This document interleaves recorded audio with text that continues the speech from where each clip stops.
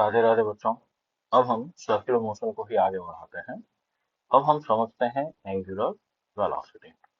तो जिस तरह से लीनियर वेलोसिटी होता है rate of change of position, उसी तरह से एंगुलर वेलोसिटी होगा rate of change of angular position.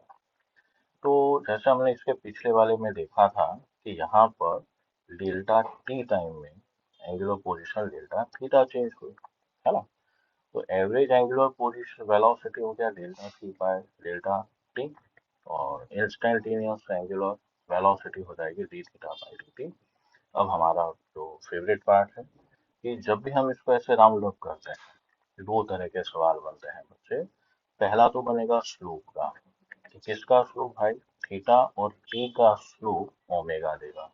तो स्लोप ऑफ थीटा टी का, अगर कॉर्ड का स्लोप लोगे तो एवरेज एंगुलर वेलोसिटी, टेंजेंट का स्लोप लोगे तो इंस्टेंटेनियस। ओके। अब हम एरिया की बात करें तो डी थीटा जो आएगा वो ओमेगा डी टी होगा, है ना। तो इसका मतलब ओमेगा टी ग्राफ का एरिया, ओमेगा टी कर्व और टाइम एक्सिस के बीच का जो एरिया है, चेंज इन एंगुलर पोजीशन देता है। अब एंगुलर वेलोसिटी जो हुआ वो एक्सियल वेक्टर है, जिसको हम राइट हैंड पाम रूल से लेंगे। तो इसको समझिए, जैसे ये हॉरिजॉन्टल सर्कुलर पाथ लिए हैं, दो पाथ हैं हॉरिजॉन्टल सर्कुलर है। एक में पार्टिकल ऐसे घूम रहा है और एक में पार्टिकल इस सेंस में घूम रहा है। आप ये सोचिए कि आपकी कॉपी में दो सर्कल है और इस तरह से पार्टिकल घूम रहा है। तो अब आप जब इसको राइट हैंड में पकड़ेंगे, है ना, राइट हैंड में ऐसे पकड़ें कि उंगलियों का कर्वेचर ऐसा हो, तो अंगूठा आपके इस डायरेक्शन में आएगा। इसी तरह से अगर उंगलियों का कर्वेचर यूं जाएगा तो आपका अंगूठा इस तरफ आएगा, ये अंगूठी की डायरेक्शन होगी, है ना। तो ये जो सर्कुलर पाथ का प्लेन है, ये देखिए, ओमेगा उस तरफ, ओमेगा इस तरफ, और ये जो है ये प्लेन ऑफ मोशन है। अब हम बात करें एंगुलर वेलोसिटी और टेंजेंशियल वेलोसिटी में रिलेशन।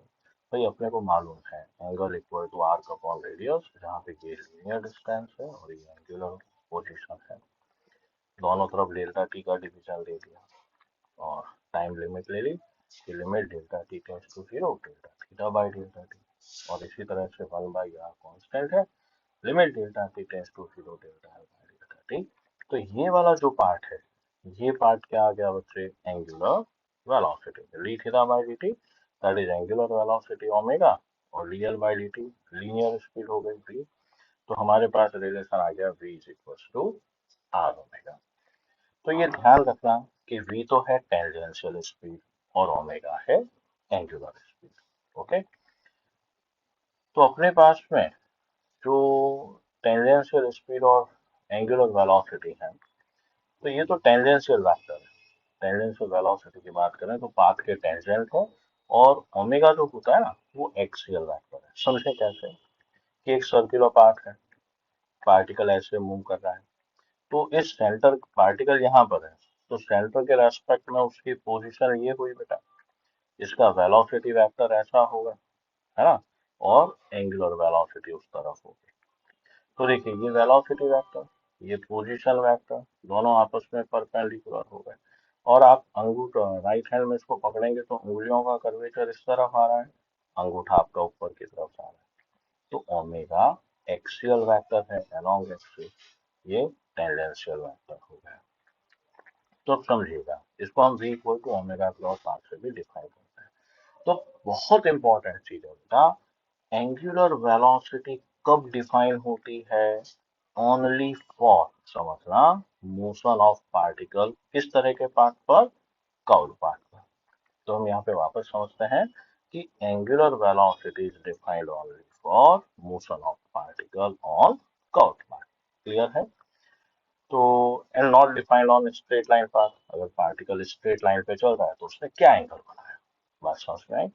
तो ध्यान रखना, अरे ये तो चोट हो गई, ये तो गलत है। तो इसमें गलत क्या है, इसको हम इस प्रॉब्लम में समझेंगे। ओके। तो कहने का मतलब एंगुलर वेलोसिटी केवल और केवल कर्व्ड पाथ के लिए हो जरूरी नहीं है, ये हम स्ट्रेट लाइन पाथ या किसी भी पाथ के लिए बता सकते हैं। कारण क्या है? अगर आपको ध्यान हो तो हमने पढ़ा था एंगुलर डिस्प्लेसमेंट या एंगुलर पोजीशन जो है रेफरेंस पोजीशन पे डिपेंड करता है। ओके, तो अब देखिए कुछ एक छोटे मोटे क्वेश्चंस करते हैं। Angular velocity of second hand, घड़ी का जो सेकंड हैंड होता है उसकी एंगुलर वेलोसिटी चाहिए। तो उसका डिस्प्लेसमेंट तो हो गया 2 पाई। अब सेकंड हैंड पूरा राउंड करने में 60 सेकंड्स लगाता है, तो ये हो गया पाई/30। मिनट हैंड एक राउंड लगाने में 1 आवर लगाएगा, तो उसको आप इस तरह से कन्वर्ट कर सकते हैं। भाई आर हैंड एक राउंड करने में 12 घंटे लगाता है, डिस्प्लेसमेंट वही 360 डिग्री या 2 पाई। तो ये इस तरह से हम इसको आगे कन्वर्ट कर सकते हैं। ओके, नेक्स्ट समझते हैं, ये इंपॉर्टेंट क्वेश्चन। सवाल क्या है? एक्स एक्सिस वाई एक्सिस दिख ही रही है, एक लाइन है बेटा, स्ट्रेट लाइन पाथ है, जिसका इक्वेशन हम कहें कि y इक्वल टू बी है। एक पार्टिकल t इक्वल टू 0 पर यहाँ पर था, वो कांस्टेंट वेलोसिटी से ऐसे आगे जा रहा है।